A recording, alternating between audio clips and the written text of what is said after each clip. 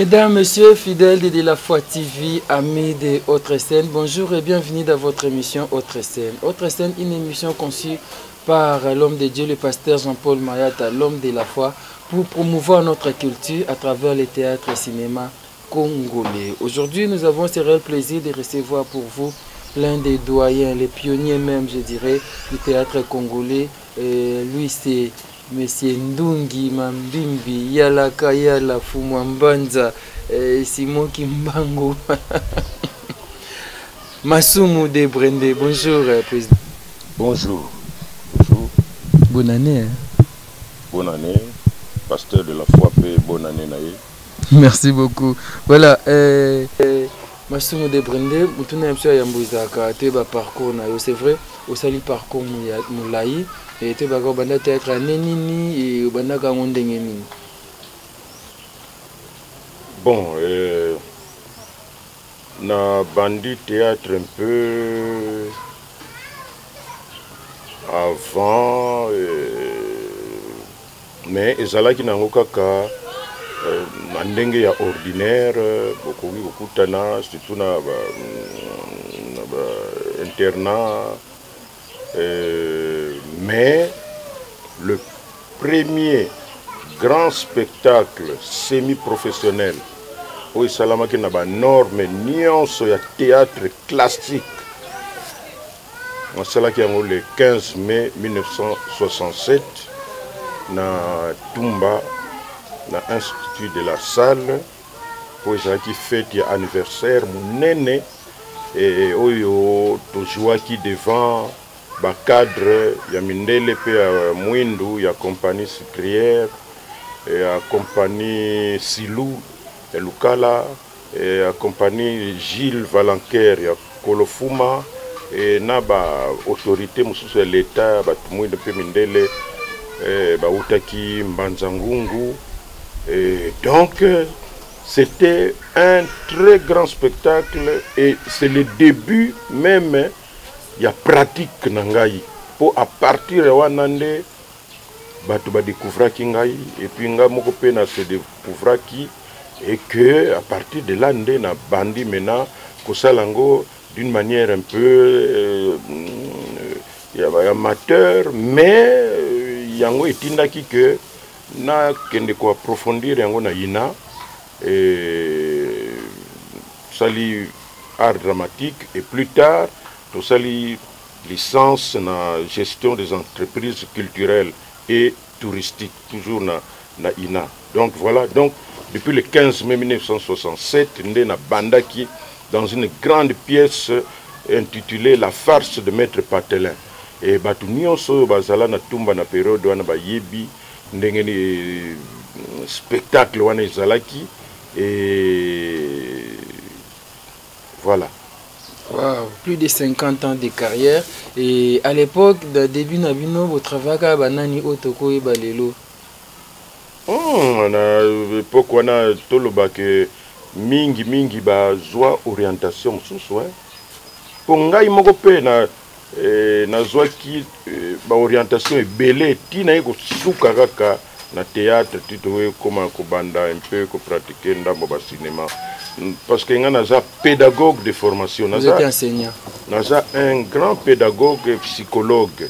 J'étais enseignant dans Tadidiambele, bateau Baïbi Congo Central, côté Kimpangu, vraiment à la frontière, école Nabisowana, Ezalaki, donc na 4 frontières, Angola, na côté wana, donc bana classe Nabiso, ce que traverser Balabala, côté wana eza Angola. Soko yi côté yo eza RDC. Le problème c'est la cohabitation. Tant que tu as ba Kivu kuna bazo bomana tout ça to kamwaka. Mais kuna vraiment tout le monde est ensemble. Bat na bat bayebi que non, biso so tout ça na problème to kende na côté Angola. Biso tout ça na problème to ya côté Angola. Ya RDC. Après na iko tangsa na Kimpangu, na iko tangsa na Mbanzangungu et puis na iko tangsa pe et tant aussi si gradué na INA na tangisi na lycée Toyokana na Kasavubu eza école ba mamelo na tangisa français histoire. Elle peut vous aider dans les mondial. Oui, ben, le mondial, il y a déjà pu pratiquer tout en étant directeur école primaire kimbangiste, mais Azalaki un grand acteur, comédien, Azalaki un comédien dans la troupe, je crois, ITAF. Azalaki pratiquer théâtre classique en français. Alors, dès que vous avez un groupe Salongo na 1996 de tokutanaki na ibale mondial 96 paix à son âme. 96 non 76 voilà 76 parce que 96 on est ibale mondial c'est ouais, 76 et solo kokota non na groupe Salongo c'était dit à quoi parce que vous avez déjà émergé vous avez déjà non nakotaki na groupe Salongo lero wana nayibanaki nanga te parce que toutaki kosilisa na ina et na ina tozalaki interdit ya jouer na ba groupe oyo eza na cité. Donc on a considéré que le groupe est dans la cité, le théâtre classique c'est bon, mais norme, donc mais biso na moninga nangai Mazingi Pepo azana États-Unis sikoyo azana compagnie na yekutu je crois Mazingi quelque chose comme ça et tout ça là qui groupe na biso y en cachette na ina mais zalaki que ceux qui bazui biso bakolongola biso na chiki tozaki na Mbanzulu paix à son âme tika biso Tumba Pibwe asara na RTNC animateur na radio sous-directeur et oh là là Moko aza na France voilà tout ça là donc groupe na biso wana poto bana ko jouer capé en cachette alors mais toyibanaki nga na yibanaki nante attends to komi na l'heure et ça la stage à fin d'études il fallait to pona bisika to kena sala ba stage bamso bakena théâtre national bamso bakena Renapec lero na bamso bengo RTN siko RTNC 2 bamso bakena musée national bisika nga na pona ki RTNC lero na tel Zaïre na tozaki na moninga na ngai Kakusa Gulunduga akoma kutu asuki directeur ya marketing na RTNC atoponaki donc RTNC parce que groupe ezalaki kuna eutaki kobotama ça faisait je crois 4 ou 5 mois groupe Salongo oyo ezalaki créé na feu Chitengesana paix à son âme et nde donc que ça la stage il y a 2 mois tant que ici il fallait maintenant tout zonga na ina tout ça ba travaux na bisokuna tout ça mais tant que ici feu Chitengesana tuningai soki na kokai kolinga na tikala na groupe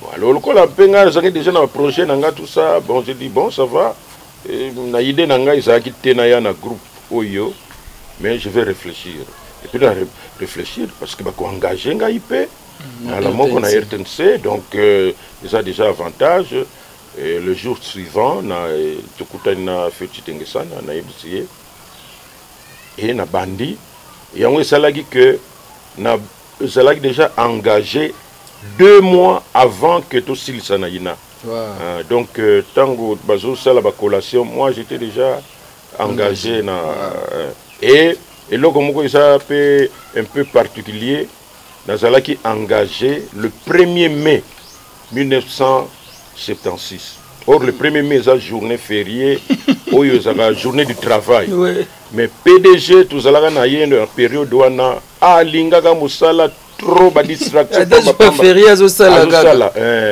azo engagé ba toujours à férié azo sala lettre na biso et engagement le 1er mai nani comme on a Dongo Bajanga Oseko Obala donc un DG azo signé kaka na Bic Vert au mona ye maseki pamba te azo landela ba programme radio na télévision ce que je mukanda na ye baga que soit eza bien soit eza mabe parce que hein, d'ailleurs na anecdote moko tellement kazaki sévère jour moko ndeko na biso moko atika biso pe asona me mwana njili Nzumba, je crois que bat bako se rappeler bana njili na quartier 7 une jeune azaki engagé na RTNC et azaki ingénieur de son. Il fallait ça la jour wana na pokwa.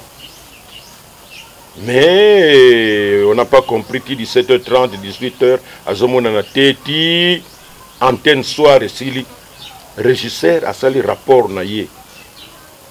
DG ya kaba 7h déjà dans le bureau, azana un rapport général la bani kotala. Atangi kaka o régisseur nani chargé à son Nzumba aya quitté. Malamoko demande d'explication. Bah fichier yango kuna do batoma c'est vers 15h 16h ndeto yaki koyeba que le rwana omoni kolongwa stade tipali du peuple ezalaki zamba po boya kokoma tina RTNC. Donc yena ba 17h 30 wana bakalaki na kati wana ba bandi donc ba bomaki. On a découvert que ba bomaki al mukanda wana il fallait kolongola mbangu. Voilà, donc c'est comme ça que ngai na kotaki na groupe Salongo. Surtout en côté groupe Salongo, côté banay. Tant na côté groupe Salongo na côté Kwedi na côté Kwedi na côté Shaba ye misa na ezaki Inga na côté Mabele na côté mingi bakufi bamabaku musuba batika donc mais oyo maintenant bayaki après ngai ezali badudunga fura même bale mondial yaki après ngai ba bomengo ba bolingo ba masasi ba nyonso bayaki après ngai mais est-ce que nini selaki o longo groupe Salongo pour nous créer groupe na non d'abord groupe Salongo ezalaki kaka groupe pour la télévision.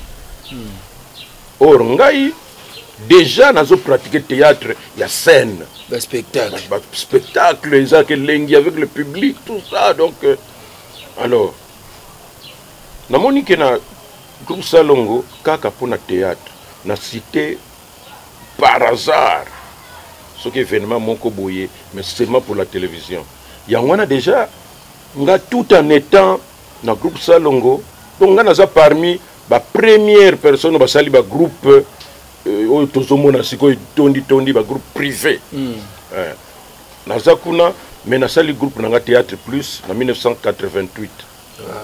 Pour na longwe na ba longolinga na RTNC wana na koyebsa après na 90 mais nga déjà na 88 na sali groupe et permettait kinga menana bana ko se produire un peu partout na sala ba tourner na titre privé na donc vraiment na objectif oyo ngana vraiment na za ko sepela nango.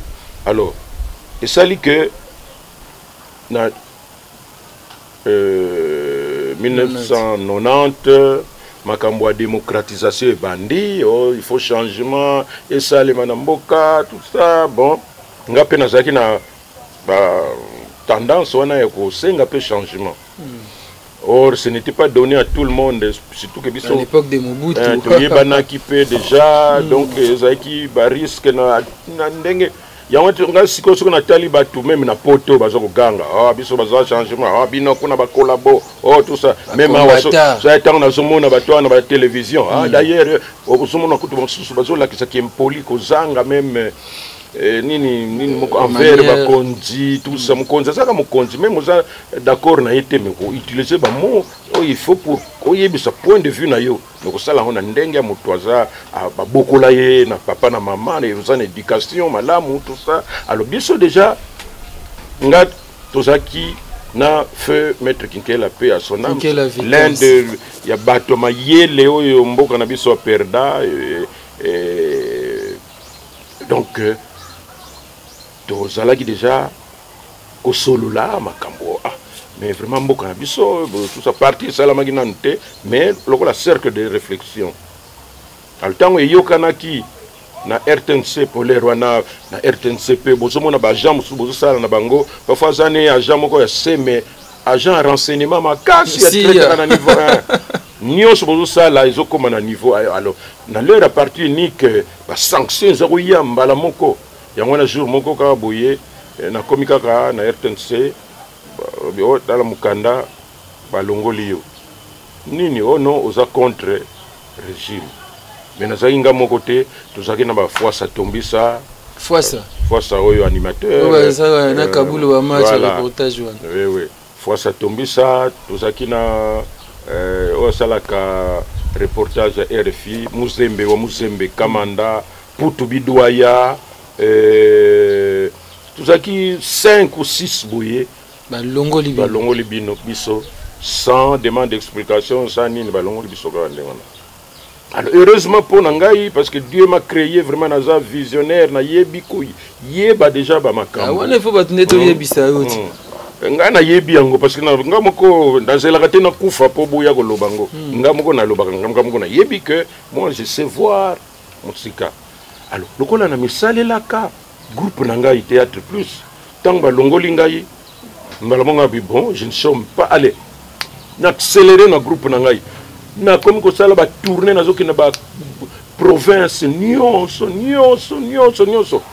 donc na zoki déjà rythme moi yango esali tile loyo na sala na compagnie te grâce à courage na zalaki nango na 88 pour na sala groupe na ngai uto ko ça 30 ans. Donc, yango na petit à petit malgré la difficulté. On va revenir sur ça et bien comme je vous avais dit, je pense que vous voyez, on est là avec Massoumou de Brendré. Nous allons suivre cet extrait que Coco Demande propose. Tozonga Toko Balisolo na biso suivant.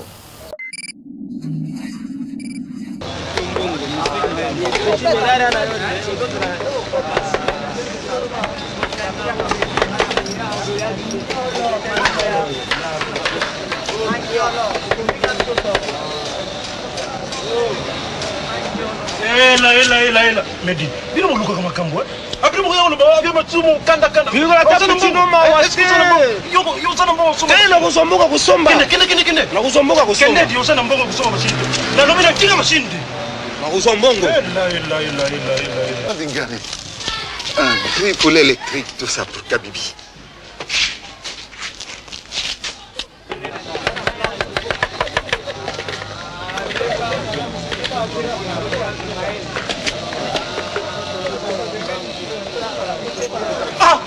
Mongali. Moto ngai. Alongola kayo. Me plamo ke ali awa. Yango yo te dactylo.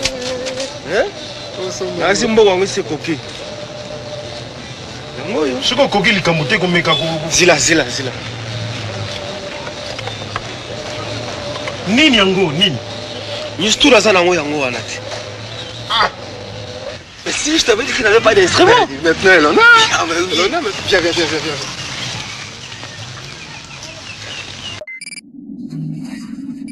Voilà, merci Coco Dema pour cet extrait. Je pense que Sali Fiston Bassin des plaisirs, Lévi Cyril Arsène Modabi et Sali Mama Rit Mayata, Mama Banebele plaisir, Toza Awana Fumwambanza, Massoumou de Brendé, et Balongolio.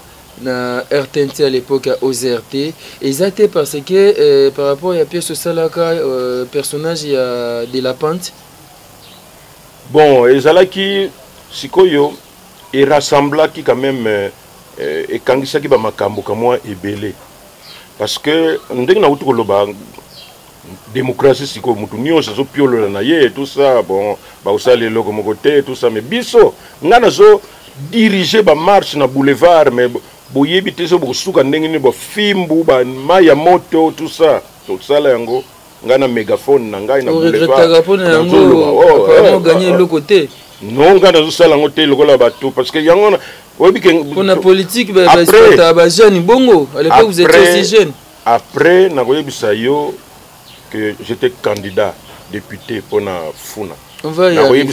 bien que message. T'es pas malheureux, ils ont une expérience et puis on va y arriver. Non, pour bon sous bazalaka, basala rango te parce que bazana idéal, basala rango parce que bazoyi baki bakoki ko zombongo place wana. Tout simplement. Boyo ngo zombongo te. Non, ce qui n'a joué yango ezai en avant première te. Ezali que nazo sala musala oh. Mais vous devez la fin du mois bapesi. Mais nous sommes allons l'inverse. Mbongo ake kuna pona mbongo et puis sali ne loko moko. Mais ça fait très mal. Ba comédien nous va postuler dans législative, dans législation bazo zo akaté. Bazui bazali. Tout lobela kutu nini susu. Balongo la ke pona rôle de la pente. Bon donc yango nazako lobake mingi tsuna tali mikolota bazo piolo là tout ça bande kona biso ba combattant o bino ba collabo kuna o tout ça piolo no musika kuna combattant ba saloni te nazo loba ezala ba combattant ezala bato bazo leka na ba émission awa d'une manière générale même bande kona biso en Afrique du Sud période moko bazo ko tia même ko menacer bato ko beta bato mais tango ba sud africain bazo benga na ba étranger bazo boma ba étranger ba yanke na biso oyo ba betaka biso bande kuna bango ngana za ko kanisa ke ba ko bima pour que mena ba ya platsa ki yanke ba ba ko buna na ba sud africain ba bazo kima bazo kimi donc makasi na bango kaka na biso parce que même pe bande kuna biso ba combattant mingo ko mona ya zo tia munoko kuna papa mais circonstance moko sali que soit papa akufi ou bien nini circonstance sali que il faut ya soka zakama ndefu akati atie koti tout ça au monde tango ko na aéroport bazotala o mais Jean-Jacques oyo afinga ka bato yo amena saka bato ko si yewana tala soko bengi Jean-Jacques to bi bon izaka ka makambo donc izaka ka makambo kaka bon ko landate alors donc ngai déjà à cette époque là na l'ère ya dictature ya Mobutu ya makasi les rois d'Isaïe le 24 juin 1987, je crois, meeting, pour le président Mobutu a fait la meeting chaque le 24 juin, journée du poisson, tout surtout, qui s'ascendions sur la Kinkole, meeting populaire, à lobby, Monica Kaloboko moko nazo sala bato belé mais soko sala loboko bo il faut ba mona po ba nyonso ba vendre tranquille bo soko sali boye ya Monica Loboko moko kuna alobi nazo mona loboko moko kuna bo lekisaye bato nani yango masumu nini yango bazo yo pe masumu yo fana na yo te service de sécurité parce que longola kinga ikoti parce que fouilla kinga déjà quelques secondes quand papa na matiwana na dans la foule si qu'on a ça na côté nangai président de la République Mobutu donc ganga film donc télé ngabi na ça monte manga ngo nani atina kinga vraiment ça makama komi look là vraiment mais ça ka ndenge penza mbasala ngai j'aime bien travailler pour la communauté pona na sous parole na lobby président makambo lobby wa ça nango normal mais nous allons revenir l'année prochaine au parce que la décision est mais application aussi longtemps que ça donc peut suite peut et que ça je me rappelle abenga Mbutamutu na yoki makambo lobi apesi réponse te ça la commentaire nango alobika kambuta mutu na yoki parce que c'était pertinent tant nazo kita wana masumu vraiment yoga aussi ça la remarque na président de la République en direct ya radio télévision monde mobima balandi ke makamuna yeba exécuta katenga chers amis na oyo na lobby na ndenge bino bozolo mabe ezawapi alors déjà babani ko wana en tout cas on dirait si ko tango est commis la consultation populaire, moi je crois de mars. Mobutu, le président Mobutu a tamboli Congo Mobimpona kutuna bango sikoyo. Makamuni ni bino bomoni mboka il faut ezala ndenge nini totambusa ndenge nini bazo pesa ba point de vue na bango tout. Et tant que comme na ville à Kinshasa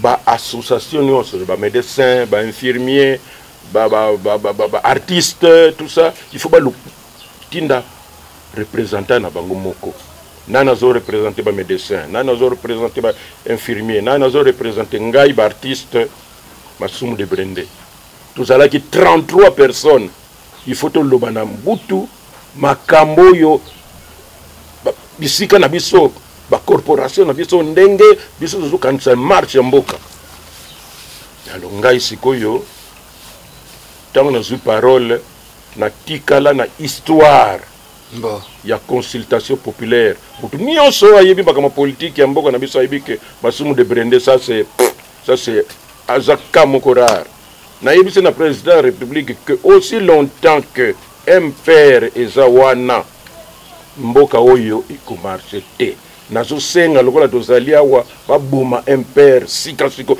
tala immédiat soko zoloba makambo ndenge wana MPR parti état puissant mais yeba que donc ozo signer nini na yo batu nyonso balobi bon nini pe esili tobimi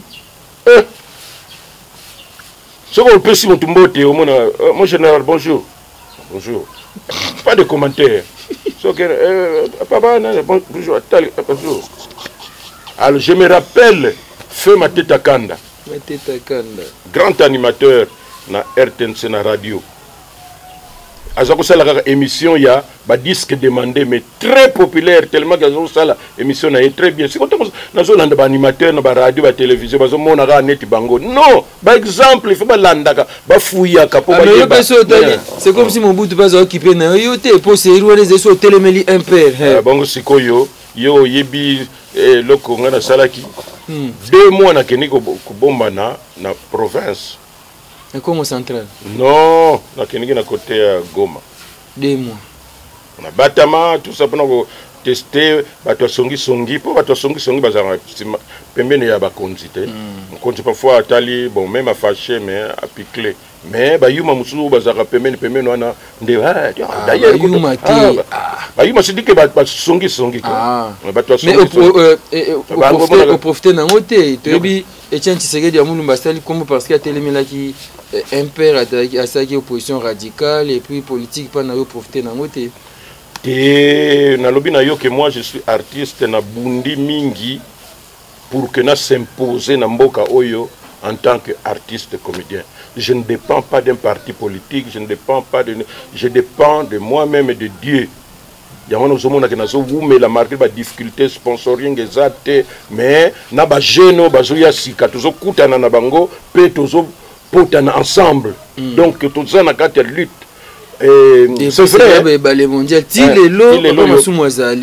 C'est vrai que Batumingi Balobaka yo mais yo litaki mingi tout ça mais tozomona yango na zolo banayo que mingi pe bakufa sikoyo pour la déception pour tant bazo sala ba revendication be bazo linga ko sala politique bazo linga net bazo linga ko sala demande moko au yebi compagnie moko compagnie Masumu de Brende ba futaka très bien. Alors yo lingi ko no solliciter kuna po ba futaka très bien po ipe na biso ba yebani que politique e futaka très bien. Alors batu mingi au lieu que ba sala yango na ndenge ko to loba ya vocation mais ba sala ngo po eza moyen ya ko bikela.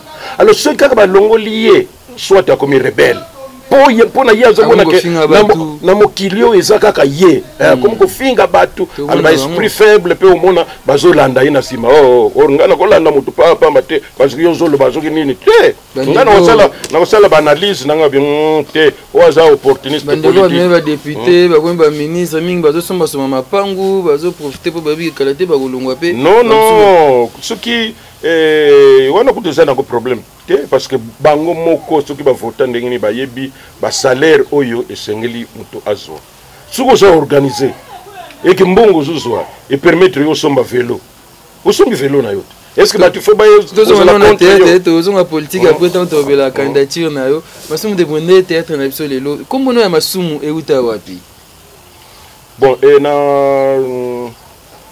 tant na côté na groupe Salongo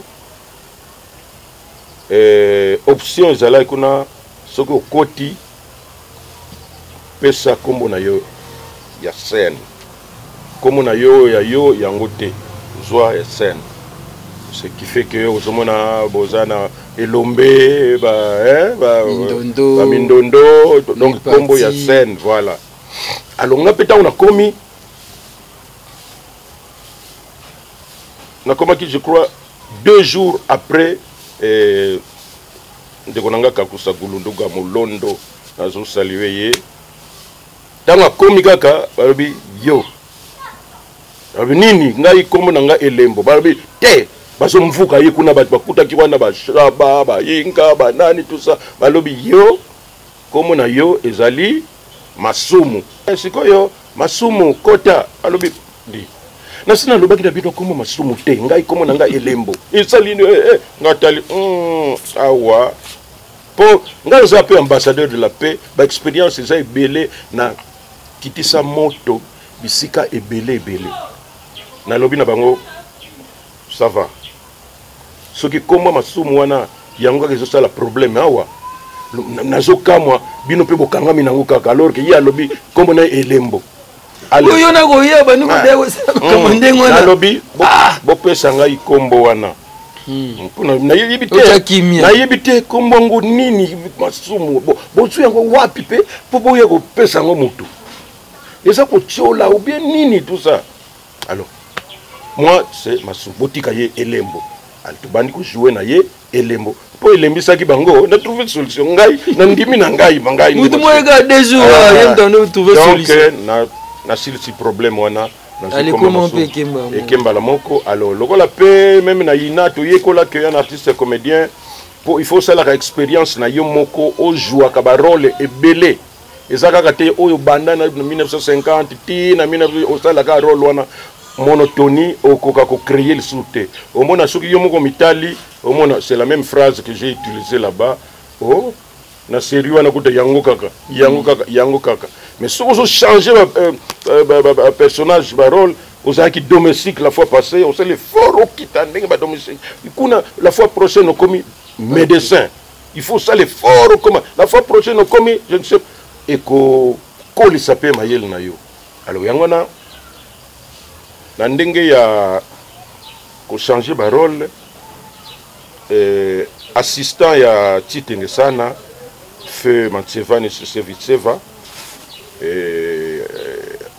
asalaki pièce moko apesi ngai rôle ya mutu moko azana balar mais kala mutu azana lar baza ko benga ye de blende mbongo nde ezana poche le blende oyo donc poche na ye za blende donc ezana balar na zikombo ya de blende et après tout ça la rôle mususu et comme toujours nazara mbongo et basi kumona bazoya tout ça mais kao kangama donc ce que moi c'est aye kaka wana tout ça azomona ka net kaka rien mais tant on a bano dépanner ye moi c'est comme fanatique mais kao kangama et ti na yeko sala film ya Simo Kimbangu na comme yala mfumo wa mbanza et donc yango na somo et puis de la pente et kola ki makasi de la pente c'est parmi ba œuvre ba rôle oyo na sala oyo makasi et zappé historique parce que feu Titenge sana a sala ki scénario akanisi muluba moko boye azana mbongo belé Zaki Muluba à l'époque il y avait une autorité, il y avait un ministre oh baba qui incarnait qui personnage non yo kandenge histoire de bandelaki muluba moko diamantaire azana bala alors na période wana ba diamantaire mingi ya ba luba na Mbushimai évidemment après changeaki mais zalaki bon bazaki ka bat moko boye azui occasion ya kozwa nini diamant a comme na l'art insolence donc non bisale là trop vulgaire et surtout na basi ko nioko la basi allez yo soka monga momi moko bien se pelisier tout ça robi yo et puis momi père diamantaire allez au mona ayena na parler madame yaka bomoni oyo comme na Marie José banda lelo yo akomi moninga na bino allez boke no lakisa ye chambre place ya banko vanda et puis na pesa bino mbongo boke no somle bilamba comme ça ndengi wana Et tant que vous allez dire, wapi Marie-Jeanne, mais nazobenga Marie-Jeanne, yo, zoba ya moi chose salité, tala zobi longue là, donc nazo nyoko nazo mone là bas si. Alors yangonde il fallait que jouer. Après ça qui yango d'abord, nandeko moko, to répéter. Et simbité, semaine wana simbité. Semaine wana kuna après si rôle yango sona ndeko mususu. Et simbité, alors maintenant, alors bon. Maintenant, en tout cas, naza déçu. Ndenge nazo kanisilango, bazo pesango ndenge wana te. Alors, tozo banda scénario mususu semaine prochaine. Mais espoir nangai Masumu de Brende. Masumu de Brende, yonde lundi tango tozo ya oko répéter rôle yango. Alors, ce qui est simbité, on laisse. Ah, bon, ça va. Na zone na parlé. Na bandi maintenant ko composer rôle nangai ligne générale ezali bango balobi baluba est-ce qu'il faut nécessairement muluba non bah on peut trouver ça aussi na bato so pe basala kandenga na ngana ke bon ngana komi mundibu na zui mundibu na zui pe tonalité na sala ya mundibu. Alors je me suis rappelé que il faut na sala ngo mutu ya fier. Alors wana kona zaki fier muluba ozomona ndenge bazako la kisakala oh ipare baluba kala bazako lata omona pantalon na se awa et saliwe kangami na ibite so batailleur na bango bazalaka ndenge wana. Heureusement que sikoyo est comme normal.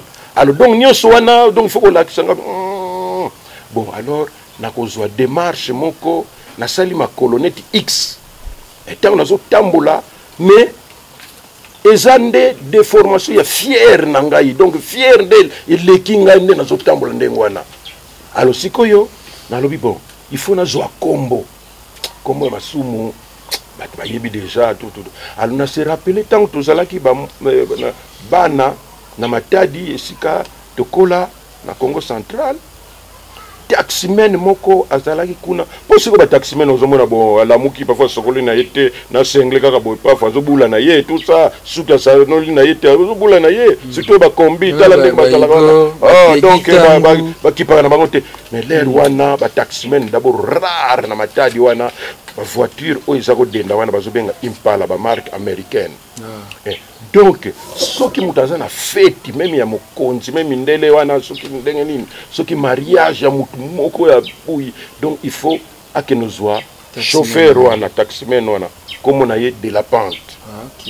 Donc na moni de la pente na nino na jouir de marche et kokani donc na sala pour mingi sikoyo musala na biso e komi mawa omona jeune fille kaka po aza kitoko bazui na nzonzing tout ça basali balakisi musala style valeur garçon pe suka tie ba boucle d'oreille tie akangisi suki tout ça ba pesiero là. Allez premier tableau papa bato deuxième tableau troisième tableau titene sana yambi ngalobi Masumu eloko nazako zela yango groupe mobimba on est déjà long que ça relengi déjà partir à répétition bino bon bozo ba oyo kozala canon biso moko ba dire en tout cas bon autant to enregistrer on to lexion na télévision mais succès fou.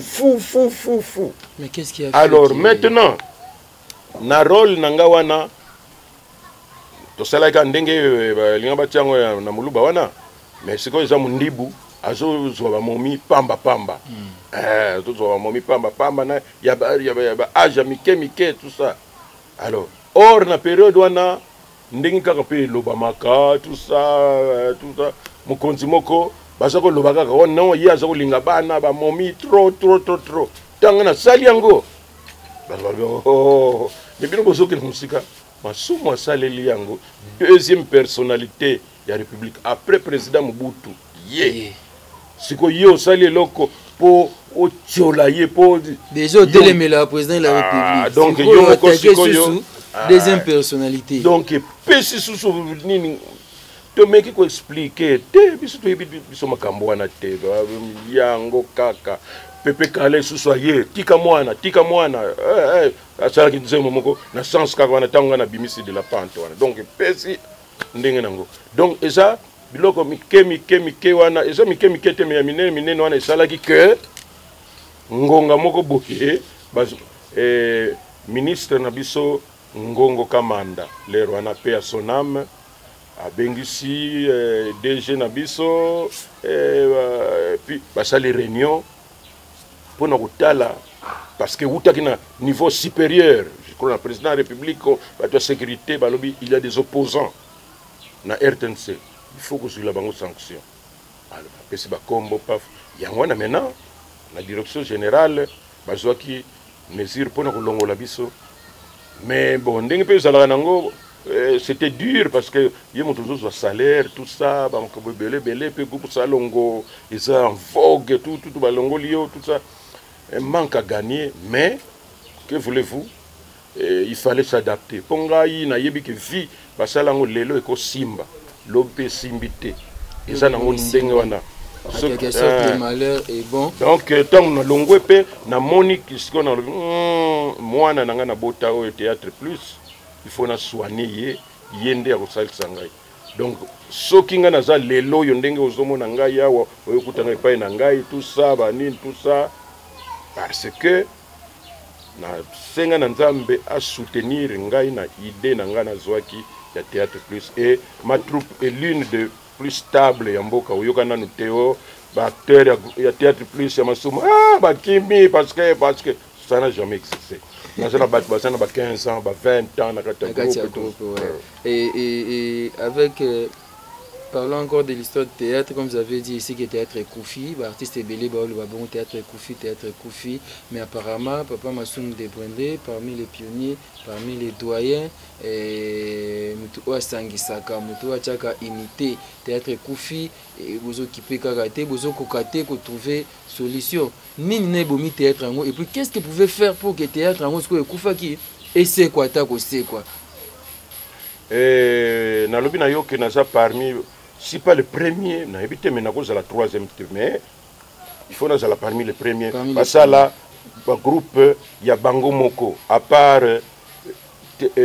groupe Salongo ezalaki ya RTNC, groupe Maboke ezalaki ya RTNC et puis na théâtre national pe ya l'État et puis nani oyo Minzoto wela bango bazo sala musique et théâtre. Oui. Mais oui, ça théâtre, je suis le premier. Il y avait aussi Mangobo qui avait son groupe. Mangobo baya qui paie presque après. Et puis bon, ils allaient qui pas bazo sala vraiment nini ba théâtre comme tel, ils allaient qui un peu ba numéro sorte ba gag, ils ont préparé ba yé ba ce qui non mais oh vraiment ordonné boye. Alors yangwana sikoyo tango ba groupe ibandi ko botama ba groupe sans souci ba nani ba groupe ibandi ko bima tout ça mais non d'abord avant de ça la groupe nangai tant tout ça qui na yina wana tant tout silisi il n'y avait que le théâtre classique à part ba groupe auto lobina bino wana na lobina bino o ba sala nini na lingala mais ba nyon surtout en français ngai ba votaki ngai président ya ville Kinshasa ya Fédération nationale du théâtre. Fédération nationale du théâtre na sala 3 mandats de 1985 ti 90 deux mandats. Mais on vous a qui malheureusement au moni pe yango pe zala kapé ko bangisa pour mutu nyonso te basala ye pona ko diriger et puis ce que mutu azo diriger na ye bien yo fauteur de trouble tika makambo ekende na intérêt ya communauté. Tant mandat nanga isili il y a 3 ans wana to koti na conférence nationale na bosane ko yebisa yo que na kendeki pe le na conférence nationale pour nous représenter ba artiste. Alors et comment que moyen ya ko zala mingi sous en contact na cité za te pe na conférence nationale les ala ki wana so bo koti na ba 9h parfois ba 19h fatigué dans tout pour que tu sais que du premier ministre ils ont quitté ba 4h du matin. Alors donc mandat tango isili na tiki ba poni ba tonsusu ko pona kaka tango azo pona pe ba tonsusu na ko kufa pe na kanisi oyoka ka sous Fédération nationale du théâtre te mais ngai na salisa ba concours ya théâtre na ville Kinshasa en tant que président ya fédération soko moni ba bodo wana ba bombo fifi bazana ba États-Unis ba combo kimi babima na concours wana Donc vous voulez dire à part vous, Mutumso Azata a organisé tout pour ça. Je constate que depuis Natika et le Komoko et Salama. Les défauts. Alors Sikoyo, c'est la base. C'est là Sikona Silsako. Zena Silsa. Sikoyo, dans le concours en Salemi. Et d'ailleurs nous avons un professeur, il y a théâtre, Zana Ina Sikoyo, Mzee Ivan Musala. Baye confirmer banini na bango na concours ya fenato wana. Bakatanga mupei à son âme. Donc ils ont concours. Donc non, les gens croyaient ça. Suraki azana Canada sikoyo. Na kanisa Kolanda biso Suraki na pesi mbote et tu pourras même confirmer ça. Pour ça na groupe na yepé baso participer na nini wana oyo président Masuma zo salisa. Yango esalaki que toujours ba contact na ina et puis to encourager bandeko. Yangwana mingi bakendeki na ina ceux de ce pas maçon aux organiser ça makambo bien mais aux préparer relève aux préparer nani ko assurer relève na yo omoni okoki ko assurer relève mais il faudrait que batuwana bazala na capacité pe na vision théâtre national nanini Fédération nationale de théâtre lobby, c'est le cas à NTPC. Papa Massoum Soazana Kambi, après lui, et le Ben Omobutu Delige, tout le monde a que le théâtre est au Koufaka. Voilà pourquoi Bazo acquisé, on a base, parce que Bana Balé qui Bazoya, Ozo Assiré, on a un relève. Non, au début, que beaucoup de Kamutuna Makasite. Jeunesse sikoyo na uti koloba biso tango tozo kota na musala oyo oza na vision moko artistique oyebi pourquoi ozoya ko sala musala oyo omoni soko ndimi ko sala pasteur ezati po bana ko s'exhiber o te oyebi ke na zone ndima ko sala pasteur pour que na parvenir ko gagner ba âme pour na Seigneur. Mais ce que je sais là, parce que possible pe comment ndingo na bo ay komi la kisa tout et ça y a une publication na réseaux sociaux mon pasteur ce n'est pas possible. Alors mingi bande ko na biso ba leki ba ye na musala na biso non au fond bazoye bate on dirait qu'il dit ba ça le rapé allez batu ba baby si le biso ngo ba producteur ba baby si le biso makambo yo. Oui, tant que tu as un groupe salongo, ce qui bolingo produire épisode moko, bako teka na poto wana ba cassette, ba nini moko zalaka, azo teka ngo $10, nini CD à 45 minutes. Et Chabani Record azalaki parmi ba premier producteur théâtre. Épisode à 45 minutes. Nani, le PDG Chabani Record a foutu à $5,000. Épisode il y a 45 minutes. Ce n'est plus le cas aujourd'hui. Mais si quoi il producteur ming ba garçon ba ndeko na biso ba kena vana na poto kuna ba zo boma biso makasi. Mais ba producteur ba zana ba susté comment bino moko te ngana zo bandela nano ba ndeko kuna yebi ming ba kena na poto ba zo vivre na siba ya sala ba po ba zo batu na bango ba antenne na bango atina $500 $800 tout ça. Alors ba ko sangisa batu tout ça. Yé ba ko akosalisa bango 20 épisodes 30 épisodes. Comment va se 6 épisodes wana nde uzoloba et puis bango balingaka bato balobaka mingi po comme si la bango ba épisode ebele. Alors na $800 et puis yé moko koloba bozwilanga oyo kuna oyo po pap azana talent mais po elongi na ye za po pa kolaka bien tout ça mwana mwasi wana po ni tout mususu voilà takabilamanda munda voilà zolaxandamba nzoto tout ça yango pe ozomona ba artiste comédien ba comme ko s'exposer bazala basi bazala mibali tout ça mais biso na ndenge ya biso ya éducation et puis na ndenge ya valeur on ne peut pas faire ça. Alors maintenant batu ba yeko kota na monde na biso ndenge ba lobaka na français par effraction sans vocation sans idéal. Non, biso qui et se retrouver na sauce. Biso to passer vie na biso mobimba. Oui okutanga yawa bana bazate bana basiba ba université bali tout ça. Donc to sali vie na biso na quatre to pesi importance na musala o. Mais mingi ba qu'est-ce que vous allez faire pour que ekufa sous-souté pour mingi ba ye yokako mingi ba ye na ndenge aventure et puis na ndenge kaka ya kolula ah lokola ye pe azosala bakomo benga ye pe nga pe na zakra tout il faut nga pe na kota alors yango na même na nzonzingo komona ka moto akoya bo prévoya qui était oh non excusez André maintenant tozotala ndenge makambo zokende démocratie ndenge ezali kopekisa mutu te yango na ozomona to continuer ka bongo ozomona na démocratie soko meki koloba na mutu tika nazomona bazosala déjà makambo koloba eza ezele bien boyaki awa siko bokomo ngala makambo koloba eza Coco Dema merci on est là avec Yana Kayala bon tira na silisa donc omoni biso tozozwa ngo na sérieux nyonso tout.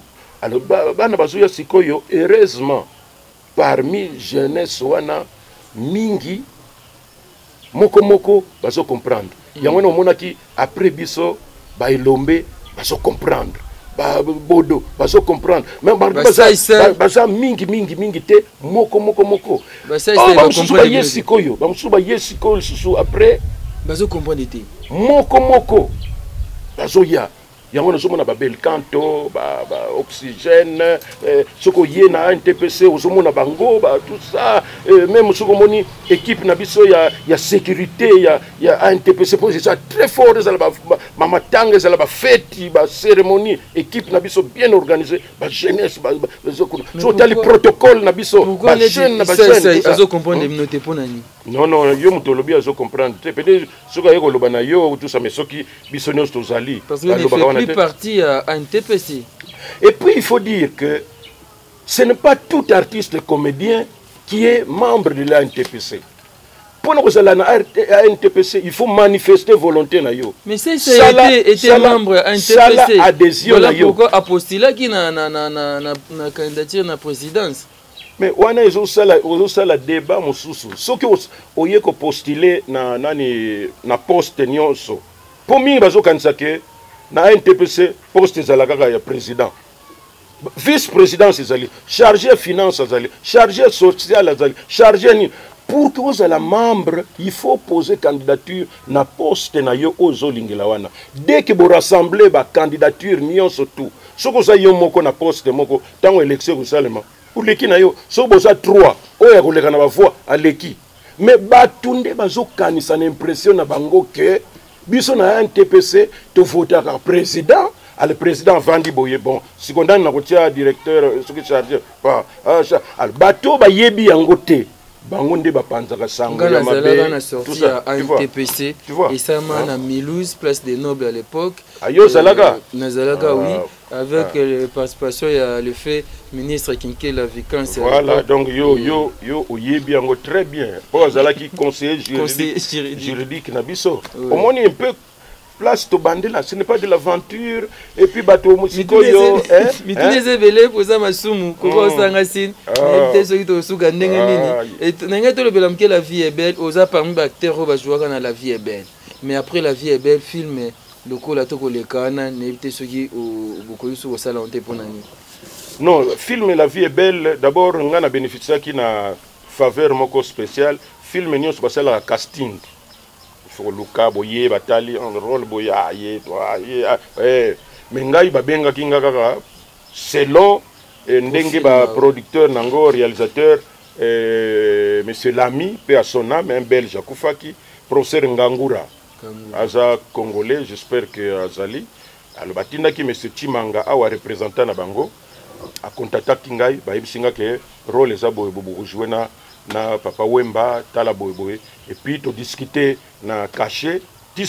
malheureusement le gars tu comment utiliser dollar na ibisu valeur nango te mais du moins to discuter ki nango et on s'est mis d'accord ba footingai on a répété avec Papa Wemba tout ça tout ce qui wana tout ça Papa Wemba était étonné parce que les rona pe nazaki na top avec na ba de la pente ba tout ça et tout ça liango moi j'ai trouvé que j'ai joué mon rôle comme ça les maka mais tant que bimi batu bazomona extraordinaire masomo ndenge olobaki na Papa Wemba vraiment bon ezebe mo mulemi bachaka ndambu musala nde eza ndenge wana mais bon C'est pourquoi plus tard, j'ai pensé quand même, compte tenu de l'expérience Nangai, pour na filmaka, na réalisaka, na jouaka. Mais pourquoi et là, quand na zanga, comme ça, là, ils ont monté, montage, vraiment. Mais pourquoi vous corrigez que ça sous film même sous le la vie est belle, faute des moyens,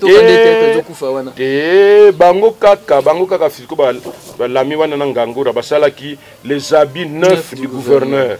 Na bawaze quoi ba mari misamu ba chanda mais apparemment bon na habité ba sali yango promotion vraiment té mais salami nango c'est pourquoi ngai sikoyo na combien ki ngai moko producteur réalisateur caméraman film Simon Kimbangu na financer nga moko difficilement pour batu mingi même kutu bakimbangise bango moko bazalaki na bango indifférent ndambo heureusement que baza ko soutenir ngai na bimisi yango mais ndenge nazo yebisa yo sikoyo tozo silsa parti au etikalaki o azalaki na prison po to suka ka tango ba condamna ki mais po ba memaye ti na prison et puis akufi na prison parti wana etikalaki na ba miracle salamaki ya wana côté ya fleuve kuna ba tiaki na ba tonneau abimi tout ça nyos to wana nde nazo sala sikoyo le 1er avril nazo bimisa film nyos complet non le 6 avril po isa date Simon Kimbangu abandaka ba miracle na ya liboso. Donc na bimisa yango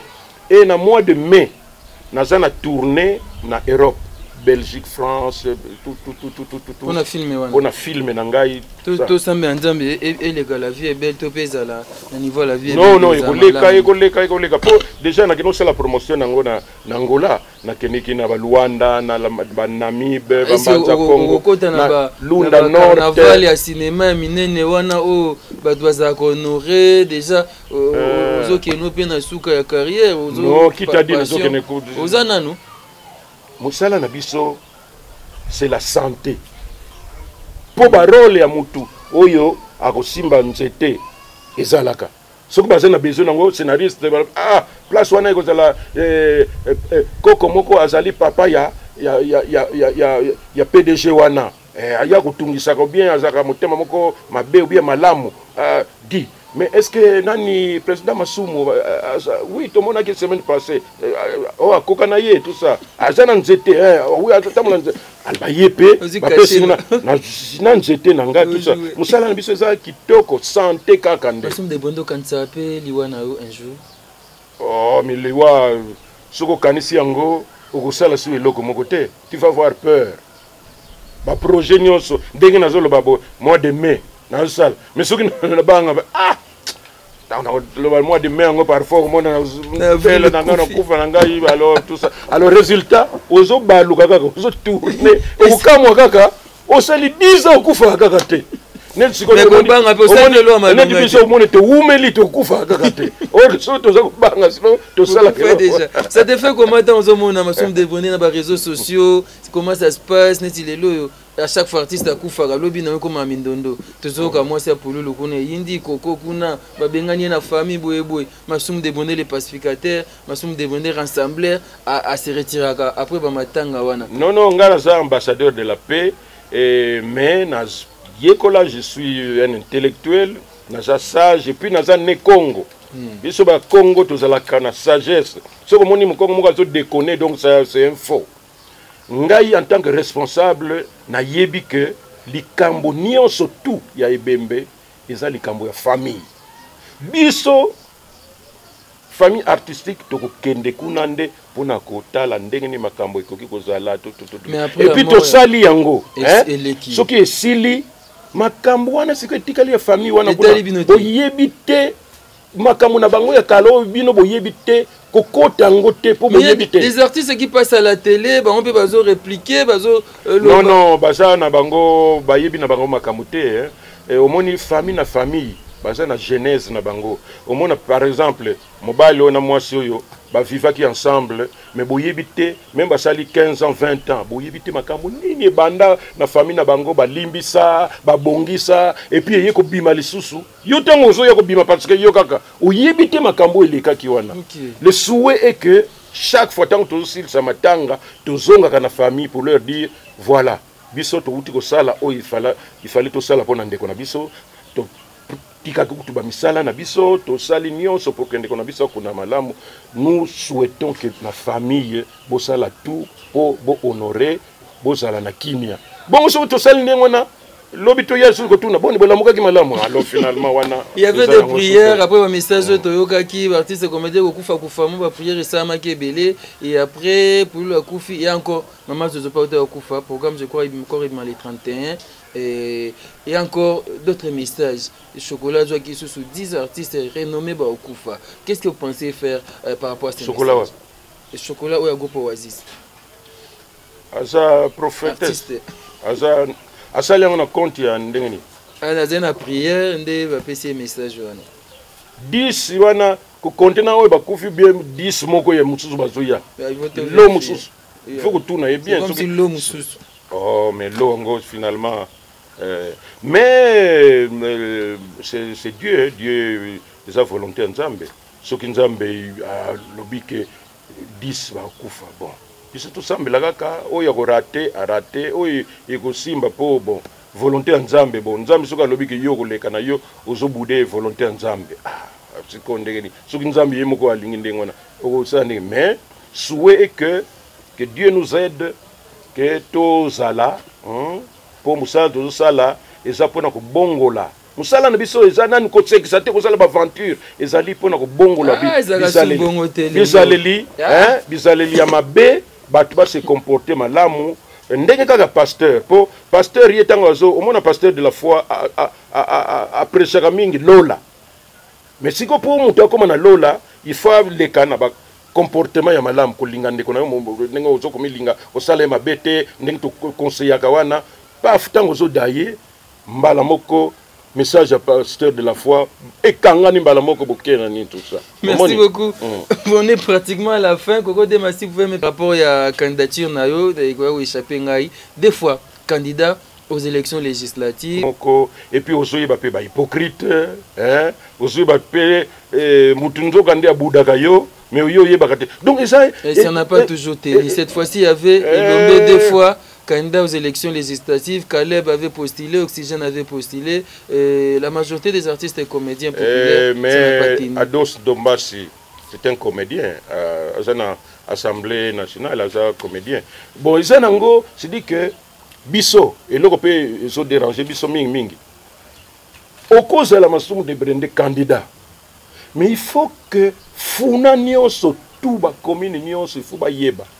Mais pour que Okoma Kuna, et puis au solo na batu même au pesa bango mbongo te mais sika wana il faut louer yango bakiti tout ça ça demande de l'argent biso tozo kene nango na motema malamu na biso kaka boye oza na volonté bon place bon lobby au pesipe message na yo tout ça Elombe Caleb tout ça ndena ba moyen et lokola ba politicien mais botika na bino non mais ça ne veut pas dire que pour que o linga ko servir batuna voana parce que biso to bundaka wana poto kota wana pour que to bundela mingi pe entre autres d'une manière générale mais particulièrement vie artiste artiste pour tout bounder la artiste parce que kati ya société ce qui artiste basa organiser que makamona bango ezo simba société peut influence nango ezo zala et vous travaillez pour l'ensemble mais pour que biso to que la propagande wana bandiko na biso bazo leka talaka ko bazo leka wana tout ça bateka ba mapango bon ba mususu pays paré bon wana c'est il faut vérifier ba mususu pe akoteka mama na ye akoteka pe mwana na ye mwana pe adaye pour que comme wana na bande pe ngoloba ke batu nyonso wana bazala kati na idéal parce que bazana souci que non dès que je suis là makambo bo il faut to bundela ngo non ye pas faut pour orgueil na ye mais côté populaire aussi la popularité compte de Eliezer était très populaire à Zoaki va voir il y a des gens au Bazaki très populaires en Funa par exemple papa Ntingi Pulungu papa wana nini salaki bazalaki na ba média na bango ezo aider bango pour biso soki to kena ba média wana il faut payer non et c'est comme média postuler encore prochainement aux élections de 2023 oh non ngai sikoyo souci na mingi ezo zala na zala chef ya balabala chef de riz. On qui député comme au qui dit na chef de riz. Mais c'est pour te dire que ça na ba ndengo bato ba kanisela kate okindi kuna pour keba okoma soki nani yango et puis mandat pe aussi chef de riz so bimite ma ba lo batam sumpo ka ba lo ba ma sumu yango likamnini chef de riz so bimite. Yoka oyebi pona nini? Pona nini? So na bimi chef de riz. Bako bana balabala na biso ko la modèle ya RDC. Omoni quand ndete balabala na biso ndengo bana solo na ba jeune na ba tata na ba maman. Il y a un discours à la politique. Te on est le président de la République va député ba ba discours on fera ceci, on fera cela. Non. D'ailleurs, que moi je suis un organisateur, nous avons salanga pour organiser. Ce qui est un bandi et loco et soukaka te. Yango nga na zolo banoko tu même mona ANTPC et banana 2001. Et panzana te parce que je suis là. Mais si ko yondenge mutu lo bawana nous préparons les jeunes bangonde petit à petit tozo yebisa bango pasi ezalaka pona kosala pona batu ba sacrifice au banoko sala mingi bazokota na idéologie wana. Je crois l'année prochaine ba jeune ndé batu bazozwa pouvoir na NTPC. Merci beaucoup Massoumou Debrondé, ba jeune bazozwa pouvoir na NTPC, ba jeune pe bazozwa pouvoir politique. Des jeunes sages alors. Et Gozamala Moumingi et prochainement je pense que par Massoumou Debrondé a postulé qui député sousté aux années conseillers. Non, na lobi ndenge wana te. Sinon comment na se contredire parfois et cause à la peine année wana et batmo ba lobi dit toi il faut que tala ba moyen yango yo tala chaîne ba no leko fele yango tala ba moyen. Moi je postule parce qu'on a naïbi que même na se ba mai kuna batu nyonso ba zo yeuka message parce que moi j'ai un message qui est différent ya batu mususu parce merci que beaucoup. Oh là merci là. Beaucoup papa Massoum de parmi les messages na ngana za ko pesa tango na za candidat ceux qui homme politique moko ayeko benga bino boke no sala marche bokende te po yo sala marche belle parce que na tala quand même na l'air wana utala oh même konzi boyi ya zate mais akoki ko sala mais wapi mwana na ye na Canada wapi mosi na ye na États-Unis et donc biso to sale la kabango to kufela bango ngana manipulation politique ngana so bisa bango botika. On peut revendiquer d'une autre manière, mais bon marche à côté parce que bazo mon la bino pamba pe mutongo petango ko koma place wana beta porte au yoga kaka to ko mona été face à pamba. Alors mon message c'est différent par rapport à la to tonga pont to sala nini to ko sala na sala bino ensemble. Le message a été capté mais est-ce que c'est là qui ont parce qu'il y a toujours des activités des marches politiques tout ça manipulation bien que Massoumou Debrondé des fois candidat malheureux. Mais expérience bien. Il y avait beaucoup de questions. La campagne. Oui. Malheureusement, oui. Expérience bien. Au moins, on a tongo boy paf mutumoko aye. Au moins, moi, moi, na Congo. Oui, maman, na joué beauté. Oh, papa, pour zo benga député. Bah non, benga député. Honorable. Honorable na ye kaka po mafuta ntaba na mbebo. Nasa na hôpital na mwana sikoyo. Il faut abiba mbongo ezate bazo luka $22 000 22 000 francs. Ah. Bon ça va, bongo songa lobby. O meki ko vanda ba mona ngai Janet mwana ndeko na te nazaka kuna na se ngabe député ngonzoka ndezalaka pasi boye. Ça c'est kuto miswili. Mbongo ezate ngabi yango na batu babomaka bandeko na bango soki ateki mosi na ye na kisi ateki mapango nyonso po azwa kaka pouvoir ntango akozwa mpe akefana so na gombe boye boye atili bana nyonso na Canada po bango nyonso tu bana bazalaka wate bamonela biso te bana nyonso na Canada. Merci beaucoup Massoum Debrondé.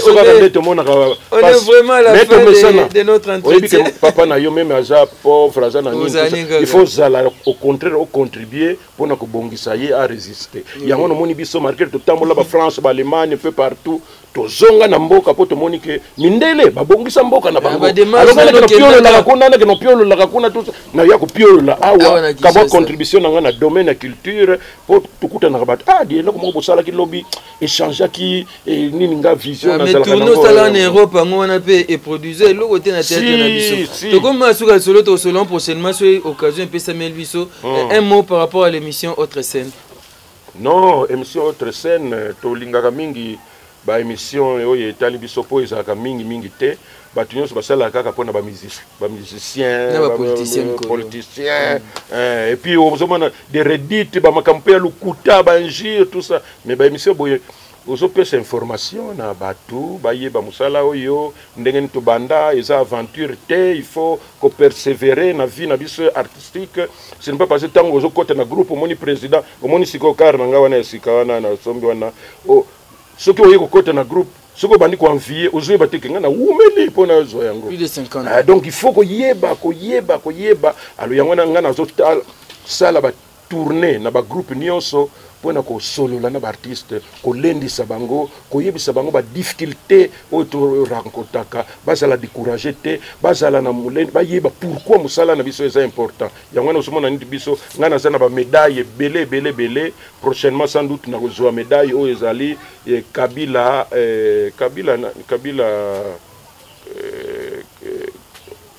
Kabila Lumumba, voilà oyo suka wana mpo naza déjà chevalier de l'ordre national de Léopard. Je suis ambassadeur de la paix. Donc, on a ça quand même, ce n'est pas parce qu'on a une simplicité. Et puis, titre posthume. Non, on a les lotés. Pour vous, c'est la génération, on a deux bateaux, on a la bango moko bazo daye na ba médaille na bango bazelaka. Non, biso toujours ba brave. Merci beaucoup. Merci pour avoir répondu à notre invitation. C'était là dans votre émission Autre Scène. Je dis merci à Fiston pasteur de la foi. Oui, pasteur de la foi. Mbote mingi. Même ngaso na zobenga na ebiti soko zaka na numéro na ngai te na bengaka o répondaka te. Mais ba mususu ba bengi yo o répondre. On a ebité muto osimbisaka peut-être pareil aza contre ngai ou bien ndengeni. Wana c'est Fortuna Kiaku. Fortuna Kiaku pesa na pasteur akobenga ngai to kosola. Po to na makambo ebele. Yé d'abord pasteur munene biso tuzo encourager yé à comme na niveau international ndenge bozomo na yewana. Donc voilà, merci beaucoup. Merci beaucoup. Je salue l'homme de Dieu, le pasteur Jean-Paul Mayata, l'homme de la foi. Merci beaucoup à Maman Rite Mayata. Merci à Bojiri Mayata, Pasmi Mayata, toute la famille Mayata. Merci à vous. Je pense à Énorme Kaleng et Joséphine Dita. Merci à vous. Merci beaucoup à Gauthier Kele. Kele à Gauthier, moi, na maman Mami. Merci à toi, Gauthier Kele. Merci à David Kibanza Makasi Mingi. Merci à toi, Glody Gonda, double voix, Bogo Sanderson. Merci à Coco Dema, Balobi Coco Dema.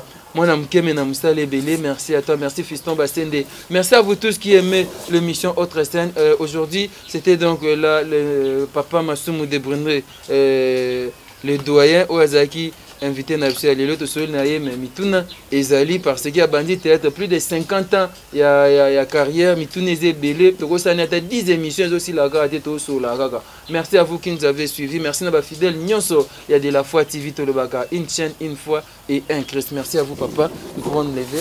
Merci. Merci honorable. Oui, honorable. Ambassadeur de la paix. Ambassadeur de la paix. Voilà. Fumwambanza yala kayala. Wanungini. Il a vaincu. Merci beaucoup. Si Jésus-Christ Nazareth a mis en été, semaine prochaine pour un numéro Yassika. Autre scène. Merci.